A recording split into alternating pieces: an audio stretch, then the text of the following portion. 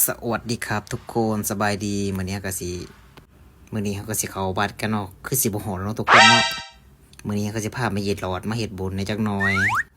เห็นเพิ่นจมอยากเข้าวัดอยู่เฮาคือสิเข้าได้อยู่ดอกเนาะปกติก็สิฮ้อนๆจักหน่อยนั่นแหละ哎呦我的妈！ยังบ่ก็ดีอยู่ในวัดก็คือสิหลายอยู่ดอกเนาะทำบุญเพื่อหวังผลนะทุกคนไม่เฮ็ดหลอดจักหน่อยเนาะก็สิยกมันตะเกียงแล้วบัดนี้เฮาก็บ่ไปใส่ดอกไปสอกลอตเตอรี่อย่างเดียวนะทุกคนอันนี้ก็สิเลือกสีตามวันเกิดนะทุกคนเนาะพอได้เกิดวันยังก็สิเขาสิมีสีให้เลือกนะนี่เมื่อเฮาลอยแล้วเฮาต้องอธิษฐานก่อนแล้วทุกคนเนาะอธิษฐานยังก็ได้นะนี่บ่ต้องไปลอยไกลทุกคนลอยไกลๆนี่ก็ได้นี่ก็สิถือคิวเฮาเนาะไม่อยากเอาตายกล่องเฮาถือกล่องให้เฮาแล้วบัดทีนี้เกิดบางสุขเฮาก็สิได้เป็นสีฟ้าบ่ได้สีน้ำเงินทุกคนบ่ฮู้สีน้ำเงินบ่ได้สีฟ้าก็บ่จักคือกันนะบัดนี้